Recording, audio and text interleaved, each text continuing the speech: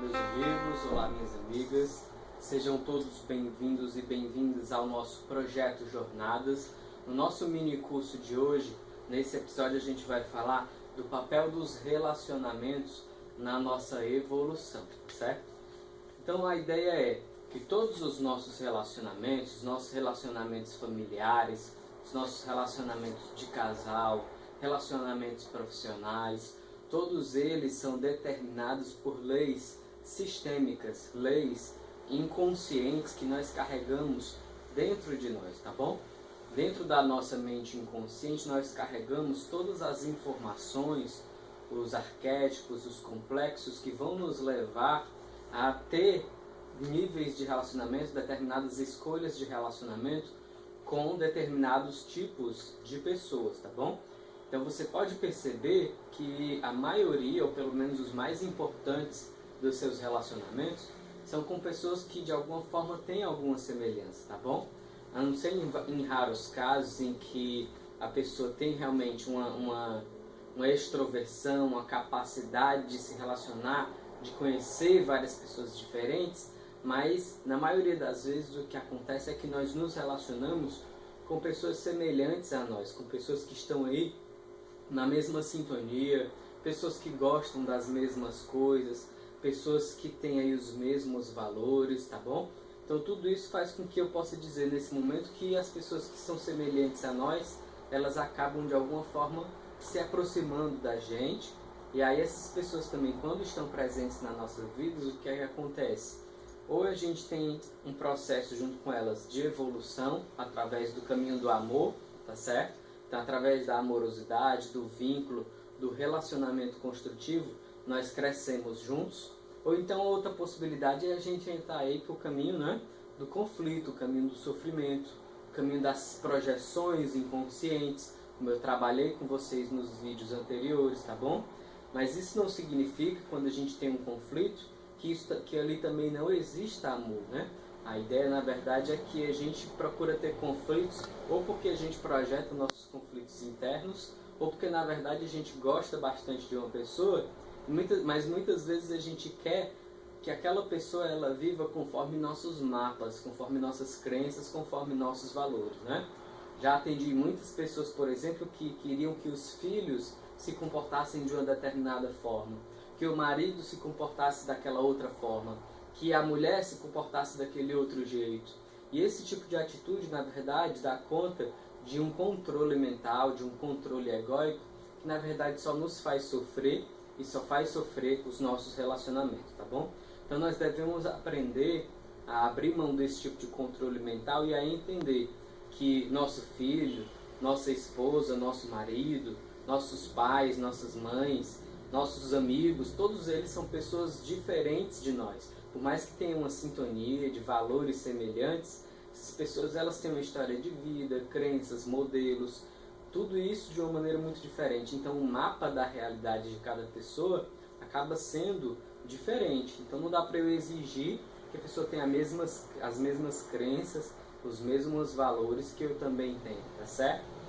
E dentro das minhas relações profissionais também, de certa forma, acontece a mesma coisa, né? Então, muita gente, por exemplo, trabalha somente com o objetivo de ganhar dinheiro, chegar ao final do mês, ganhar o seu dinheiro, e assim a pessoa vai sobrevivendo, né? E aí, quando a pessoa vive conforme esse tipo de valores, ele vai encontrar outras pessoas ali igualmente desinteressadas, assim como ele, igualmente descomprometidas, e muitas vezes essas relações de pessoas inconscientes vão gerar conflitos, vai pegar aí um gestor que na verdade tem aquela atitude de chefe, de mandar, de brigar, não é? Ao invés de encontrar pessoas que estão trabalhando aí numa sinergia, pessoas que estão trabalhando para um crescimento, né?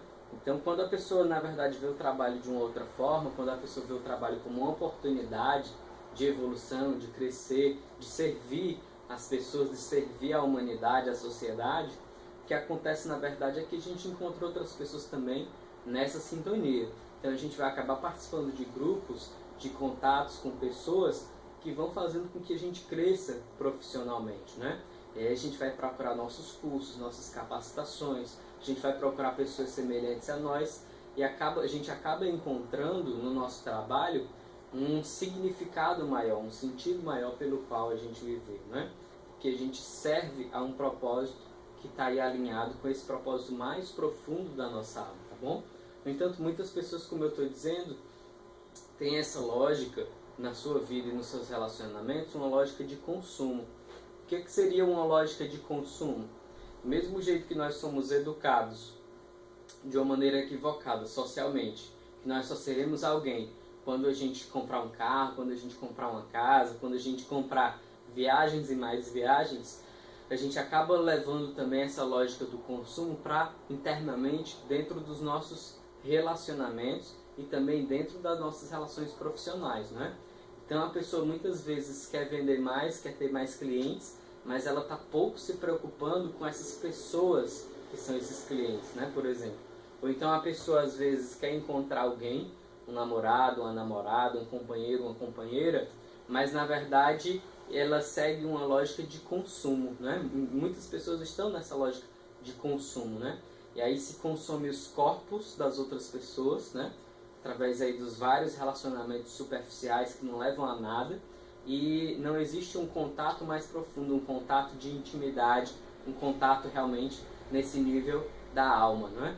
Então, pessoas superficiais acabam se encontrando, tendo essas relações superficiais, que são relações também de consumo, né? Mesmo sendo uma relação entre duas pessoas, um está só consumindo o outro, um está só se aproveitando do outro, e não é gerado daí nenhum tipo de crescimento. Pelo contrário, a pessoa só sai desse tipo de relação cada vez mais vazia, cada vez mais com adoecimento interno, aflorando esse adoecimento, esse vazio, essa negatividade interna, né? E o consumo ele é justamente uma estrutura viciada, como eu falei para vocês no vídeo anterior, né? Nós procuramos os vícios, as compulsões, como uma forma de compensar algo que nos falta internamente, né? E muitas vezes o que nos falta é esse sentido maior, né? Do porquê que eu devo viver, qual o sentido da vida, o que é que eu devo fazer para viver melhor. E aí o que eu estou tentando alinhar aqui para vocês, pretendo mais no futuro abordar mais essa questão do sentido da vida, mas eu quero dizer nesse primeiro momento, nesse vídeo, que o sentido da vida tem a ver com servir as pessoas, servir a humanidade, aprender a abrir o nosso coração para amar em níveis e níveis mais elevados, tá bom? E esse amor não é o amor de casal, não é o amor de familiar, é o amor por toda a humanidade, é o amor por um projeto maior de uma humanidade melhor no futuro. Então esse amor é que deve nos motivar, esse amor que deve ser o sentido que a gente carrega no nosso coração. E aí o modo como a gente interpreta isso em cada uma das pessoas, em cada uma das vidas, vai ser de uma maneira diferente. De repente você vai usar seus dons e talentos para poder colocar esse amor em ação, para colocar esse amor em movimento, né? Então uma pessoa que tenha o dom aí, né, para a psicologia, vai para a psicologia. Uma pessoa que tenha o dom aí para os esportes, vai para os esportes. Uma pessoa que tenha as faculdades mentais voltadas para a área do direito, vai para essa área do direito. E aí todas as áreas, a área da saúde, a área das exatas, das engenharias, vai ser professor, vai educar, ajudar a educar as pessoas, né? Então, a gente deve usar os nossos dons e talentos para servir a esse propósito maior, mas nós devemos aprender que uma humanidade melhor é possível e depende um pouco de cada um de nós, né? A humanidade que a gente vê externamente, com crimes, com violência, com corrupção, com crises financeiras, na verdade tudo isso é um espelho do que nós carregamos internamente.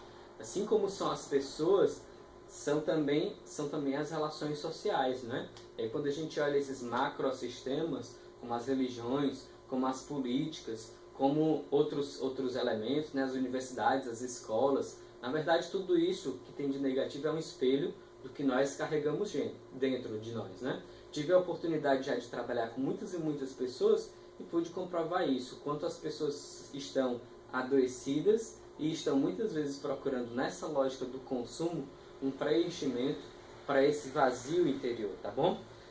Então, o que é que a gente tem que fazer, qual seria a solução para a gente trabalhar tudo isso, melhorar tudo isso dentro de nós? Sair dessa lógica do consumo e ir para uma outra lógica, que seria justamente essa lógica do desenvolvimento pessoal, do desenvolvimento como ser humano, né? Aí a gente pode trazer ferramentas como o autoconhecimento, a espiritualidade, o coaching, a inteligência emocional e esses vários outros recursos de desenvolvimento do potencial humano para que a gente possa aprender, primeiro, quem eu sou, né?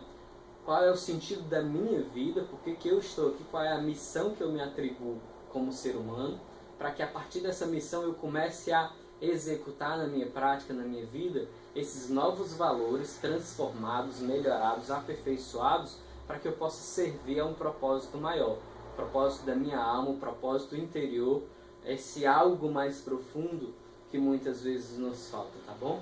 E a ideia é que eu também vá seguindo uma corrente de desenvolvimento, de amadurecimento emocional, tá certo? Quando eu chego nesse estágio de maturidade emocional, que não é um estágio absoluto, não é um estágio final, mas é o estágio de ser responsável pelas minhas escolhas, ser responsável pela minha vida, pelas minhas ações. Nesse estágio da maturidade emocional, eu posso também encontrar pessoas semelhantes a mim, buscadores desse crescimento, buscadores desse desenvolvimento pessoal, e aí dentro dessas relações eu vou fazendo uma base sólida para que essa transformação aconteça cada vez mais em níveis e níveis e níveis melhores de desenvolvimento e de realização humana, tá bom? Então, o papel dos nossos relacionamentos para a nossa evolução, na verdade, é tudo isso, é nos desenvolver como pessoas, é fazer com que nós possamos compreender mais profundamente quem nós somos, compreender mais profundamente o que é a vida, por que se deve viver, quais os valores que se deve viver. Então o papel dos relacionamentos é nos transformar. Por isso que muitas vezes nós sofremos nos relacionamentos, por causa das nossas crenças, valores, atitudes negativas, que nos faz entrar em conflito com essas questões, né, com essa pluralidade de mapas, de modelos, de mundos que são todas essas pessoas, né? Mas a ideia é que a gente possa aprender a se abrir para um sentido maior, para uma verdade maior pela qual viver. E a partir disso a gente poder servir a essa humanidade melhor que está a vir aí no futuro, né? Então, o papel dos relacionamentos, né? Apesar da gente sofrer nos nossos relacionamentos, o papel dos relacionamentos é favorecer a nossa evolução, favorecer o nosso crescimento, não só como pessoa no nível do ego, mas também como espírito, no nível do nosso verdadeiro ser. Um crescimento espiritual, um crescimento de alma, uma abertura para um propósito maior que existe, que habita por trás de tudo, tá bom? E dentro desse propósito eu vou atingindo esse propósito na medida em que eu vou cada vez mais amadurecendo emocionalmente. Então a maturidade emocional é uma ferramenta fundamental também nesse crescimento, tá bom? Acho que o que eu tinha para dizer nesse momento era isso. O Projeto Jornadas vai ficando por aqui. Agradeço sua presença, agradeço. Peço que você continue acompanhando nossos vídeos. Curta, comente, compartilhe para que esse trabalho possa chegar a outras pessoas. Gratidão a todos e todas. Até a próxima.